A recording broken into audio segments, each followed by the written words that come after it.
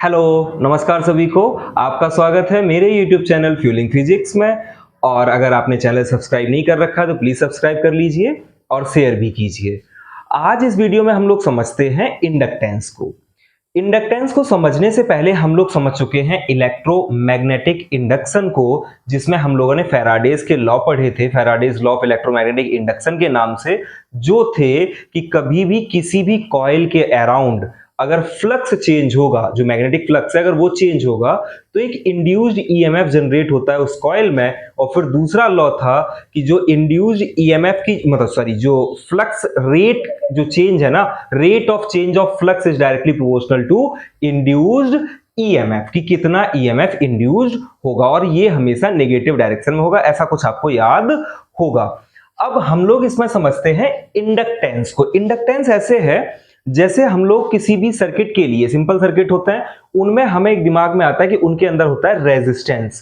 तो जैसे resistance current का अपोज करता है ना, rate of flow of current को अपोज करता है, ऐसे ही आपका होता है इंडक्टेंस, जो rate of flow of current का अपोज करता है। बट करता कब है? जब वो कोई एक कॉइल हो। कैसी होनी चाहिए वो चीज? कॉइल। तो ये सारी चीजें किसके अंदर पढ़ रहे हैं हम लोग? कॉइल होना चाहिए, मतलब सर्कुलर लूप्स होने चाहिए, उनके अंदर ईएमएफ जो होगा उसके बारे में हम लोग समझने का प्रयास करेंगे। जो अंदर ईएमएफ डेवलप होगा वो अपोज करेगा, तो उसी को बोलते हैं हम लोग इंडक्टेंस। तो इंडक्टेंस एक्चुअल में है क्या? रेजिस्टेंस जैसा ही है, तो उसको हम लोग समझते हैं। एक्चुअल में होता क्या है? फ्लक्स डायरेक्टली प्रोपोर्शनल होता है करंट के। तो कभी भी अगर मैग्नेटिक फ्लक्स लिखा जाएगा तो वो लिखा जाएगा phi b is directly proportional to I। किसके बराबर? मतलब जो करंट होगा किसी कॉइल में, मान लेते हैं कोई कॉइल है ऐसे सोलेनॉइड फॉर्म में हम लोग जनरली देखते हैं, इसके अंदर कोई करंट आई जा रहा होगा, इसके अंदर कोई करंट आई जा रहा होगा, तो जो फ्लक्स होगा वो डायरेक्टली प्रोपोर्शनल इसके होगा कि इसके अंदर करंट कितना है। जितना ज्यादा करंट उतना ज्यादा फ्लक्स होगा। अब एक्चुअल में है क्या कि ये तो एक कॉइल है, अगर इसी के बगल में हम एक और कॉइल ऐसे लगा लें, इसी के बगल में एक और कॉइल ऐसे लगा लें, तो होगा क्या कि इसमें जब करंट जाएगा तो एक मैग्नेटिक फील्ड बनेगी, एक सोलेनॉइड होगा। एक जब ऐसा स्ट्रक्चर आपको दिखाई दे तो ऐसा ये क्या है? आपका सोलेनॉइड है। सोलेनॉइड के आसपास एक क्या बनती है? मैग्नेटिक फील्ड बनती है। मैग्नेटिक फील्ड बनती है तो कुछ ना कुछ थोड़ा बहुत, हालांकि किसी भी आइडियल सोलेनॉइड के बाहर जो मैग्नेटिक फील्ड होती है वो हमेशा क्या होती है? जीरो होती है। बट फिर भी एज इफेक्ट वगैरह के कारण अगर इसमें कोई फ्लक्स चेंज आएगा, वैसे अभी मैं आपको जो फिगर दिखाऊंगा वो अलग होगा थोड़ा सा, बट फिर भी आप इतना समझ सकते हो कि इसके बगल में भी अगर कोई कॉइल है उसके साथ एक फ्लक्स लिंक हो जाएगा। उसके साथ एक क्या लिंक हो जाएगा? फ्लक्स। तो चाहे इसमें इंड्यूस्ड ईएमएफ हो, और एक और फिनोमिना आपको बताया था कि सेम कॉइल में भी इंड्यूस्ड ईएमएफ जनरेट होता है, जो अपोज करता है कि यही जो करंट आ रहा है। ऐसे समझना, जैसे ये करंट गया तो एक कॉइल जो मतलब एक नंबर ऑफ टर्न जो हुआ, एक में जो ईएमएफ जनरेट हुआ होगा या इसके कारण मैग्नेटिक फील्ड जनरेट, वो आगे वाले के साथ लिंक हुई होगी, तो वो आगे वाले में एक इंड्यूस्ड ईएमएफ जनरेट हुआ होगा जो अपोज करेगा इस ओरिजिनल करंट का, मतलब जिसके कारण हम पैदा हुए हैं उसी का हम अपोज करने लगे। लेंज लॉ आपको ऐसे ही बताया था आपको, तो समझना। तो एक कॉइल में जब होता है सेल्फ इंडक्टेंस, दूसरे में होता है तो म्यूचुअल इंडक्टेंस। दोनों चीजों को हम लोग समझेंगे। तो अगर हमें इसको सेल्फ इंडक्टेंस के केस में लिखना है, in case of self inductance अगर हम इसको लिखेंगे तो सेल्फ इंडक्टेंस में जो सिंबल यूज किया जाएगा, देखो ऐसा होता है, समझना। सेल्फ इंडक्टेंस की बात करें तो सेल्फ इंडक्टेंस जैसे समझना, ये फाई डायरेक्टली प्रोपोर्शनल टू आई है, प्रोपोर्शनलिटी साइन हटाएंगे तो एक कांस्टेंट लेके आएंगे। अगर सेल्फ इंडक्टेंस का केस है तो वो जो कांस्टेंट आएगा वो आएगा एल। वो कांस्टेंट क्या आएगा आपका? एल एक कांस्टेंट निकल के आएगा, और phi b is equals to हो जाएगा एल आई। फाई बी बराबर क्या हो जाएगा? L I. और अगर एन नंबर ऑफ टर्न्स हैं, अगर एन नंबर ऑफ टर्न्स हैं तो ये हो जाएगा N phi is equals to L I. इतना आपको याद रखना चाहिए, इतना आपको क्या करना चाहिए? याद रखना चाहिए। अगर यहीं आपका म्यूचुअल इंडक्टेंस हो, अगर यहीं आपका क्या हो? म्यूचुअल इंडक्टेंस हो, तो क्या करेंगे आप? म्यूचुअल इंडक्टेंस है, अगर म्यूचुअल इंडक्टेंस है तो म्यूचुअल इंडक्टेंस को कहा गया कि आप डिनोट करोगे एम से। किससे डिनोट करोगे? एम से। अब m से जब म्यूचुअल इंडक्टेंस डिनोट किया जाएगा तो जो फाई है वो तो डायरेक्टली प्रोपोर्शनल आई के होता ही होता है, फाई डायरेक्टली प्रोपोर्शनल किसके, आई के। लेकिन होता क्या है, म्यूचुअल इंडक्टेंस होता क्या है, एक कॉइल से दूसरी कॉइल में, मतलब एक कॉइल है उससे दूसरी कॉइल में होता है, तो 1 से 2, मतलब अगर फ्लक्स पहली कॉइल में है तो करंट किस कॉइल में होगा, सेकंड कॉइल में। तो इसको ऐसे लिखा जाएगा, पहले में फ्लक्स जो होगा phi1, ये करंट किस में देगा, दूसरे में। अगर n नंबर ऑफ टर्न्स हैं तो ये n1 phi1 बराबर किसके हो जाएगा, डायरेक्टली प्रोपोर्शनल किसके, I2 के। और यहां जब प्रोपोर्शनलिटी साइन हटाएंगे तो लिखा जाएगा n1 phi1 is equals to mutual inductance in 1 due to 2 और क्या साथ में I2। ऐसे करके आपको लिखना आना चाहिए कि म्यूचुअल इंडक्टेंस ऐसे होता है। अब थोड़ा डिटेल में समझते हैं किसको, म्यूचुअल इंडक्टेंस को। म्यूचुअल इंडक्टेंस को डिटेल में समझते हैं तो उसके लिए हमने क्या ले रखा है, आपका एनसीईआरटी का ही फिगर है, उस फिगर को मैंने बना रखा है। एक एक्सिस आपकी फिक्स करी, उस एक्सिस पे सोलेनॉइड रखा जिसकी लेंथ L है, और फिर एक और सोलेनॉइड उसके ऊपर ही लपेटा। एक्चुअल में ऐसे समझो कि एक ये जैसे पेन है, पेन की एक एक्सिस फिक्स कर ली, एक बार वायर को लपेटा, फिर मान लेते हैं पॉलीथीन वगैरह लगा दिए जिससे वो कंडक्ट ना करे, फिर उसके ऊपर फर्दर एक और नंबर ऑफ टर्न्स की कॉइल चढ़ा दी, दोनों अलग अलग हैं। तो अगर पहले वाले में करंट दिया आपने, उसके कारण दूसरे वाले में क्या आ जाएगा, इंडक्शन होगा। और अगर दूसरे वाले में करंट दिया तो उसके कारण किसमें इंडक्शन हो जाएगा, पहले वाले में इंडक्शन होगा। ऐसा बताया था फैराडे ने। अब फैराडे के साथ ही म्यूचुअली सेम, फैराडे यूएसए में काम कर रहे थे आपके, और हेनरी आपके जो इंग्लैंड में काम कर रहे थे, पैरेलल एक ही टाइम पे दोनों लोगों ने इन थ्योरी को प्रपोज किया था। इसीलिए हमेशा जो म्यूचुअल इंडक्टेंस है या सेल्फ इंडक्टेंस है, इनकी जो यूनिट है, अगर हम यूनिट की बात करें तो यूनिट होती है इनकी हेनरी। यूनिट क्या होती है, हेनरी। और ये एक स्केलर क्वांटिटी है, ये कैसी क्वांटिटी है, स्केलर क्वांटिटी है। क्लियर हुआ, ठीक है ना, ये चीजें और आपको याद होनी चाहिए। फर्दर अगर हम म्यूचुअल इंडक्टेंस की बात करें, अब समझना, तो जैसे एक ये कॉइल S1 वाला सोलेनॉइड S1 लिख लिया इसको, और दूसरे वाले को क्या लिख लिया, सोलेनॉइड S2। एक में n number of turns, n1 number of turns, जो S1 है उसमें n1 number of turns, S2 में n2 नंबर ऑफ टर्न्स हैं।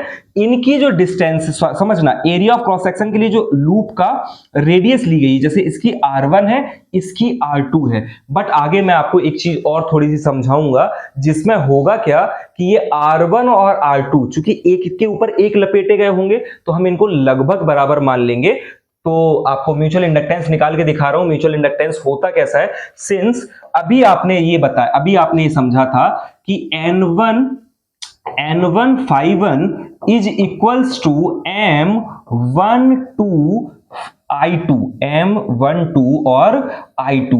अगर मैं आपसे कहूं ये म्यूचुअल, इसको क्या पढ़ेंगे आप, mutual inductance in 1 due to 2। इसको क्या पढ़ा जाएगा, mutual inductance in 1 due to 2। पहले के अंदर म्यूचुअल इंडक्टेंस आया किसके कारण, दूसरे में जो करंट है उसके कारण। तो किया क्या, सबसे पहले S2 में एक करंट दिया हमने, S2 में एक करंट दिया, वो करंट मूव करना स्टार्ट हुआ, उसके कारण एक मैग्नेटिक फील्ड बनी, फील्ड के कारण एक फ्लक्स बना, जो इस S1 कॉइल के साथ या S1 सोलेनॉइड के साथ क्या हुआ, लिंक हुआ तो ये फिनोमिना हुआ। अब हमें जो कैलकुलेट करना है, एक्चुअल में वो कैलकुलेट करना है M12 की वैल्यू क्या होगी। ये एक फिक्स होनी चाहिए चीज, जैसे रेजिस्टेंस फिक्स होता है ऐसे ही आपका इंडक्टेंस भी किसी भी कॉइल के लिए क्या होता है, फिक्स होता है। अगर उसका एरिया ऑफ क्रॉस सेक्शन वगैरह ना बदलें तो उस चीज के लिए क्या करते हैं, गौर करना, हमें पता है सिंस n1 है कहीं भी, अगर हम n1 phi1 को लिखें, गौर करना, n1 phi1 को लिख रहा हूं मैं,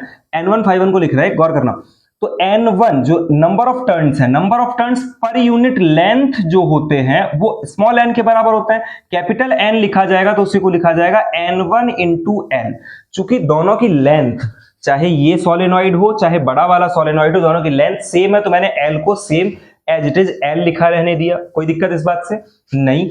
और इसके बाद phi1 की बात करी, phi बराबर होता है B इंटू ए। phi बराबर क्या होता है, B into A, magnetic field into area of cross section. Magnetic field जो फ्लक्स बना रही होगी वो करंट किसका होगा, I2 वाली। वो कौन सी फ्लक्स बना रही होगी, जो I2 करंट है उसके कारण एक मैग्नेटिक फील्ड बनी होगी, वही तो फ्लक्स बना रही होगी phi1। तो हम क्या करेंगे, उसको लिखेंगे mu naught N2 I2 mu naught N I वैसे होता है, सोलेनॉइड के कारण मैग्नेटिक फील्ड क्या होती है म्यू नॉट एन आई, तो वो क्या हो जाएगा म्यू नॉट N2 I2, और एरिया ऑफ क्रॉस सेक्शन की बात करें तो वो हो जाएगा आपका पाई R1 square, pi R1 square. Solenoid 1 का एरिया क्या है पाई R1 स्क्वायर। इतनी सी बात समझ में आई, इतनी सी बात समझ में आई। तो इसी को हम लोग क्या लिख लें, डायरेक्टली गौर करना, जब ये N1 Φ1 के बराबर इतना है तो ये इसके बराबर होगा कि नहीं होगा, तो इसी को लिखा जाएगा N1 N2 और इधर लिख लूं मैं म्यू नॉट, तो mu naught N1 N2, mu naught N1 N2, फिर L और पाई R1 स्क्वायर, L और पाई R1 स्क्वायर, और साथ में क्या I2, और दूसरी तरफ आपका क्या होगा M12 और साथ में क्या I2, M12 और साथ में क्या I2 से I2 कैंसिल आउट हो जाएगा और आपका M12 mutual inductance in 1 due to 2 वो निकल के आएगा आपका mu naught N1 N2, mu naught N1 N2 L pi R1 square, pi R1 square. Actual में ये R1 भी ना लिख के आप चाहो तो उसको R लिख सकते हो, क्योंकि मैंने आपको भी बताया था कि इन दोनों के एक दूसरे के ऊपर ही चढ़ाए गए हैं, तो एरिया ऑफ क्रॉस सेक्शन में उतना अंतर नहीं आएगा, और in comparison of length area वैसे मतलब जो एरिया ऑफ क्रॉस सेक्शन होगा बहुत कम होगा, ठीक है ना। पर फिर भी आपको ऐसा बुक में लिखा हुआ है, आपको ऐसा लिखना आना चाहिए। अगर हम लोग ऐसा, ये तो चलो ठीक है कि हमने किसमें कॉइल में करंट दिया था, सेकंड कॉइल में करंट दिया था तो I2 निकाला।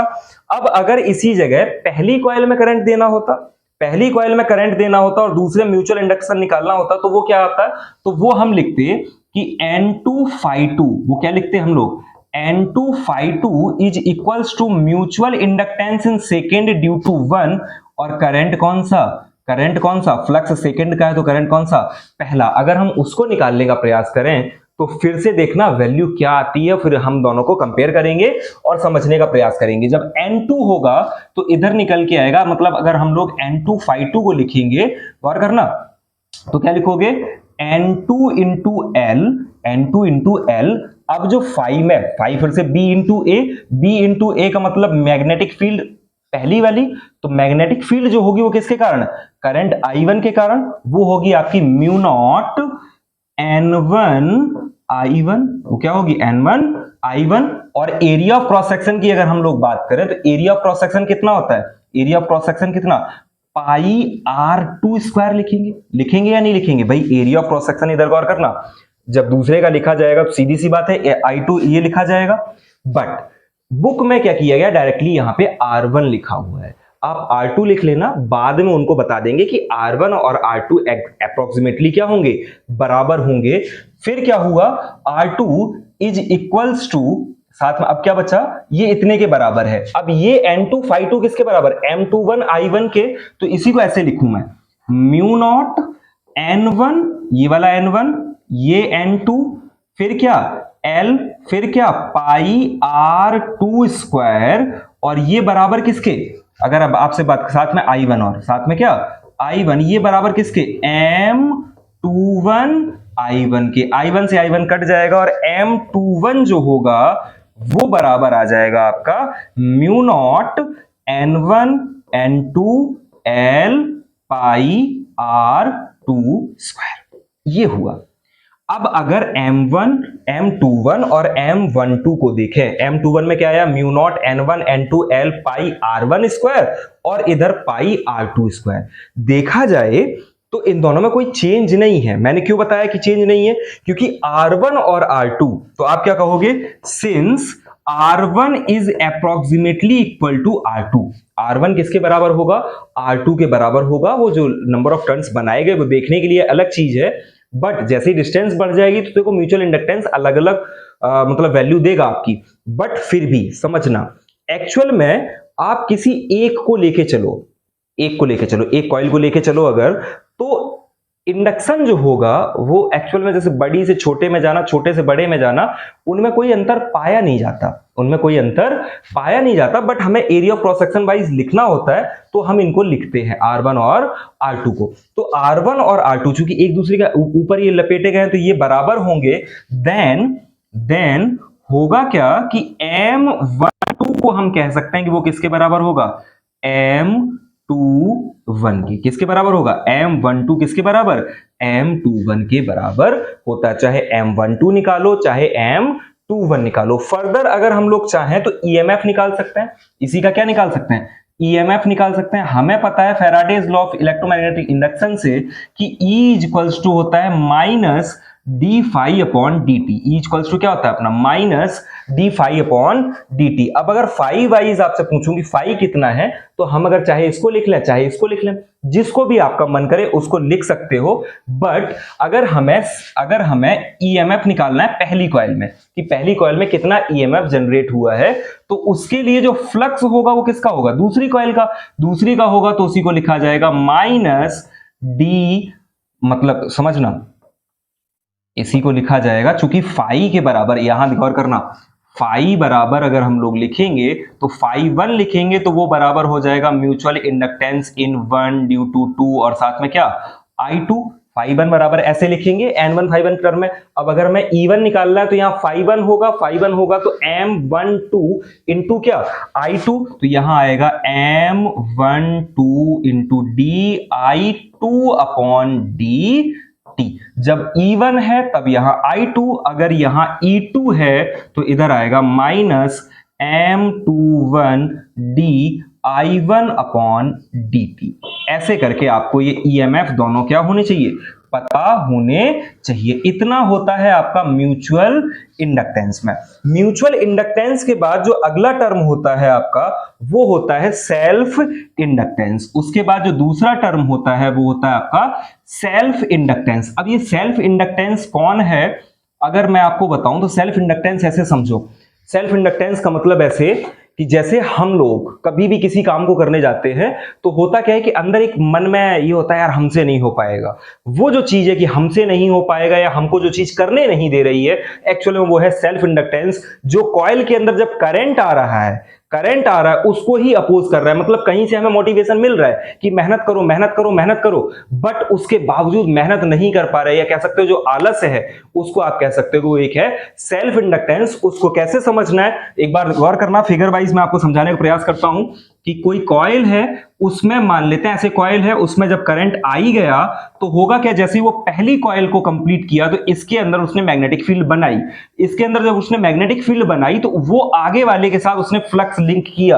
आगे वाले के साथ जब फ्लक्स हुआ तो वेरिएबल फ्लक्स होने के कारण एक ईएमएफ जनरेट हो गया आगे वाली कॉइल में, और वो क्या करने लगा, जो ओरिजिनल करंट आ रहा था उसी का क्या करने लगा, अपोज करने लगा। मतलब अपने जीवन में कोई चीजें हो रही हैं तो उनका खुद का ही अपने दिमाग में बसा लिया कि यार ऐसा हो जाएगा वैसा हो जाएगा। सेम वही है कि अपोजिशन एक आने लगा, जबकि एक पॉजिटिव करंट इसके अंदर क्या जा, एक पॉजिटिव करंट जा रहा था तो उसका एक अपोजिशन मिलता है, उसी को बोला जाता है क्या, सेल्फ इंडक्शन। अभी हम लोगों ने सेल्फ इंडक्टेंस में क्या समझा था कि जो फाई होगा वो डायरेक्टली प्रोपोर्शनल किसके, आई के।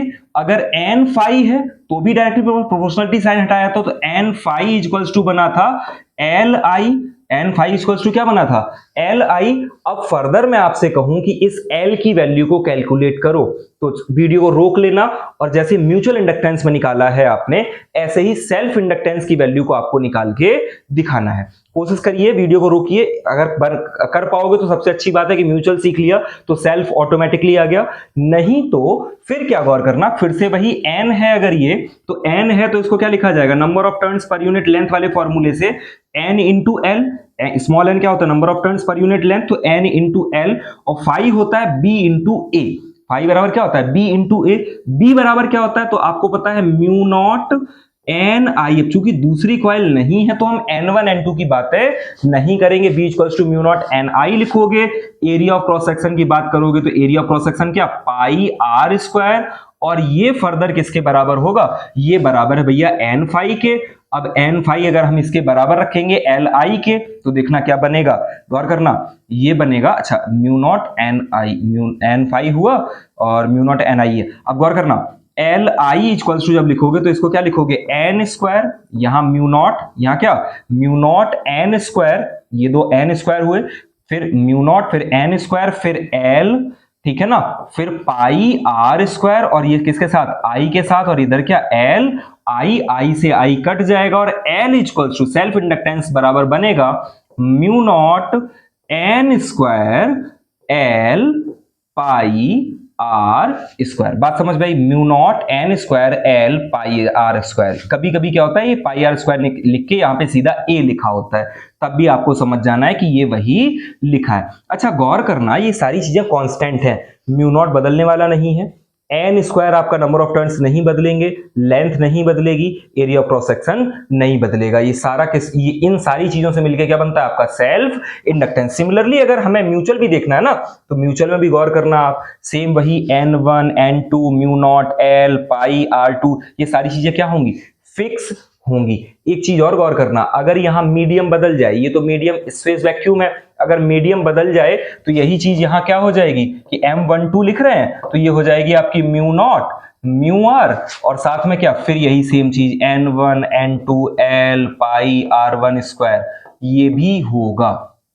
क्लियर? तो ये तो हमें मालूम है ना कि कोई मीडियम आ जाता तो हम म्यू आर लिख लेते हैं ना, तो उस चीज को भी ध्यान रखना, कहीं भी ऐसा अगर लिखा दिखाई दे तो कंफ्यूज होने की जरूरत नहीं है। यहां तक समझ में आ गया। अब ये एल पता चल गया, मतलब म्यूचुअल इंडक्टेंस, मतलब सेल्फ इंडक्टेंस हमें पता चल गया, किसी भी कॉइल में ये होता है, ये कॉइल में होता है। अब अगर हम इसी सेल्फ इंडक्टेंस के कारण ईएमएफ की वैल्यू निकालें, अगर हम ईएमएफ की वैल्यू निकालें तो ईएमएफ बराबर क्या होता है, फिर से वही पता है हमें, minus D phi upon D T, minus D phi upon D T. और फाई यहां पे क्या कितना है आपका, फाई की बात करें तो एल इंटू आई होगा, फाई की बात करें तो एल इंटू आई, एन को अगर हटा लें तो फाई बराबर क्या, एल इंटू आई, तो उसी को लिखा जाएगा minus L D I upon D T, minus L D I upon D T. इतना आपको आना चाहिए सेल्फ इंडक्टेंस और म्यूचुअल इंडक्टेंस के पर्पस से। तो सेल्फ इंडक्टेंस को डिफाइन करना पता होना चाहिए, म्यूचुअल इंडक्टेंस को डिफाइन करना पता होना चाहिए। देखो सुनना, शुरुआत से सुनना एक बार में पूरा। म्यूचुअल इंडक्टेंस जब हो रहा होगा, जैसे म्यूचुअल इंडक्शन का जहां फिनोमिना है, तो वहां जो रेजिस्टेंस ऑफर होगा वो म्यूचुअल इंडक्टेंस कहलाएगा। जब सेल्फ इंडक्शन का फॉर्मूला होगा, मतलब फिनोमिना होगा, एक ही कॉइल में जो चीजें चल रही होंगी, तब क्या होगा आपका सेल्फ इंडक्टेंस आएगा। इतनी सी दिमाग में रख ली चीजें। अब एक होता है, एक और वर्ड होता है इसी में, energy stored in an inductor. इसी में क्या होता है, energy stored in an inductor, energy stored in an inductor. Inductor ही बोला जाता है, जो कॉइल है ना, हम लोग लगातार जिसको कॉइल कह रहे हैं, सोलेनॉइड कह रहे हैं, एक्चुअल में उसे बोला जाता है इंडक्टर। कि किसी कॉइल के अंदर कितनी एनर्जी स्टोर हुई। देखो होगा क्या कि जब ऐसे कॉइल है कोई, उसके अंदर कोई करंट जाएगा, उसके अंदर कोई करंट जाएगा तो एक अपोजिशन मिलेगा, एक अपोजिशन मिलेगा तो वो क्या होगा, एनर्जी खर्च कराएगा। उसके अगेंस्ट हमें एक वर्क करना पड़ेगा, हमें क्या मतलब, एक करंट को वर्क करना पड़ेगा। वो जो वर्क होगा वही किसके फॉर्म में आ जाएगा, एनर्जी के फॉर्म में स्टोर हो जाता है। तो उस एनर्जी को निकालने का तरीका क्या है, सिंस पावर बराबर, फॉर्मूला अगर आपसे कोई पूछे तो पावर बराबर होता है वर्क अपॉन टाइम। पावर बराबर क्या होता है, वर्क पर यूनिट टाइम। इतना तो हमें पता है, रेट ऑफ डूइंग वर्क को ही हम लोग क्या बोलते हैं, पावर। या फिर पावर का एक फॉर्मूला V इंटू आई पता होगा आपको, पावर बराबर होता है V इंटू आई, और अगर हम चाहें तो V को ही क्या लिख सकते हैं, E लिख सकते हैं। तो इसी फॉर्मूले को लिखा जा सकता है P equals to E into I. E को हम पॉजिटिव इसलिए ले रहे हैं क्योंकि वैसे तो नेगेटिव आएगा, हर जगह EMF कैसा आता है, नेगेटिव आता है, तो P बराबर E इंटू आई होगा। तो इसी को सिंपली हम लोग लिख सकते हैं dW upon dt, dW upon dt is equals to E into I, is equals to किसके बराबर, E इंटू आई। E बराबर सेल्फ इंडक्टेंस के केस में क्या होता है, L D I upon D T. तो dW इक्वल्स टू हो जाएगा अपना, dW upon dt equals to हो जाएगा L D I upon D T into क्या, आई इंटू क्या, आई। अब अगर गौर करो आप, इधर से dt गायब, इधर से dt गायब, दोनों में सेम बेस है तो उनको हम हटा सकते हैं।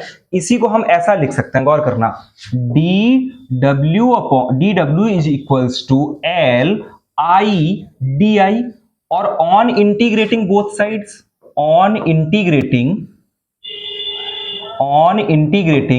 बोथ साइड्स, अगर हम दोनों साइड्स को क्या कर दें, इंटीग्रेट कर दें, तो क्या बनेगा, W is equals to 1/2 L I square, क्योंकि आई डी आई का जो इंटीग्रेशन होगा वो होगा आई स्क्वायर अपॉन 2। ये होती है आपकी वर्क, और यही एनर्जी के फॉर्म में स्टोर होता है। तो एनर्जी जो स्टोर्ड इन इंडक्टर अगर निकालना है आपको, तो वो हो जाती है L D I upon D T. इतना आपको करना आना चाहिए। इसी में एक और छोटा सा टॉपिक और है, उस चीज को और समझ लो कि अगर जैसे कभी भी ऐसा हो रहा है, समझना, एक पूरा फिनोमिना मैं समझाने का प्रयास करता हूं। जैसे कहीं म्यूचुअल इंडक्शन हो रहा है, म्यूचुअल इंडक्शन में हो क्या रहा होगा कि कोई कॉइल होगी ऐसे, ठीक है ना, ऐसे कोई कॉइल होगी, उसके ऊपर फर्दर एक और कॉइल ऐसी कोई होगी, ऐसा कोई फिनोमिना होता है, तो उसको क्या बोलते हैं हम लोग कि ये म्यूचुअल इंडक्शन हो रहा है। एक्चुअल में जहां म्यूचुअल इंडक्शन, मान लेते हैं पहली दूसरी वाली कॉइल में करंट दे रहे, तो जो जिसमें करंट जा रहा होगा उसके अंदर एक क्या होगा, सेल्फ इंडक्शन भी हो रहा होगा। तो टोटल जो ईएमएफ आपको लिखना चाहिए वो हमेशा दोनों का कॉम्बिनेशन लिखना चाहिए, और उसको डायरेक्टली आप लिख सकते हो कि E1 अगर हम लोग लिख रहे हैं, जैसे ईएमएफ लिखें, ईएमएफ E1 को लिखें, तो वो जो कॉम्बिनेशन होगा पहले E1, जैसे मान लेते E1 पहली वाली कॉइल में आपका ईएमएफ जनरेट हो रहा है, तो ये दूसरे के कारण हो रहा होगा, दूसरी कॉइल में करंट होगा, तो वो होगा mutual inductance in 1 due to 1, mutual induction in 1 due to 1, और फिर साथ में क्या D I upon D T, और प्लस, और ये प्लस आपका mutual inductance in 1 due to 2 और D I upon D T, ऐसे करके आपको इसको याद कर लेना चाहिए। जो M11 है इसको सेल्फ इंडक्शन कहेंगे, M11 जो है उसको क्या कहेंगे, सेल्फ इंडक्शन कहेंगे। तो यही हो जाएगा आपका E1 is equals to L D I upon D T, L D I upon D T minus M12 D I upon D T. ये जो टोटल ईएमएफ होता है, कभी भी किसी जगह म्यूचुअल इंडक्शन जैसे मान लो हो रहा है, तो म्यूचुअल इंडक्शन के केस में जो E1 हम लोगों ने लिखा था, वैसे तो डायरेक्टली क्या लिखा था, M12, और इधर I2 के हिसाब से। अब चूंकि इधर I1 और I2 मैंने ऐसे आपको जब अगर डिफाइन करना ही है तो इधर I1 लिखोगे और इधर क्या लिखोगे, I2 लिखोगे, ऐसा करके आप इसको याद कर लो, ठीक है ना। और इतना ही है इस टॉपिक में, जहां ना समझ में आया हो वहां पूछिए। ये जनरली पूछे जाने वाला पार्ट नहीं है, तो आप इसको इग्नोर भी कर सकते हो, एक बार देखोगे आपको समझ में आ जाएगा। एक्चुअल में सेल्फ इंडक्शन और म्यूचुअल इंडक्शन दोनों को क्या किया, सेल्फ इंडक्टेंस और म्यूचुअल इंडक्टेंस को साथ किया गया है और उसी को दिखाया गया है। तो पढ़ते रहिए, जहां ना समझ में आए वहां पूछिए। इससे रिलेटेड जो भी न्यूमेरिकल्स हैं आपके, वो अटैच कर दूंगा मैं इसके साथ, आप उनको अटेम्प्ट करिए। जो ना समझ में आए वो पूछते रहिए, और न्यूमेरिकल्स के लिए जो वीडियो होगा वो अलग से आएगा, जिनमें सारे न्यूमेरिकल्स सॉल्व किए जाएंगे। तब तक पढ़ते रहिए, मेहनत करते रहिए, ठीक है ना। Thank you.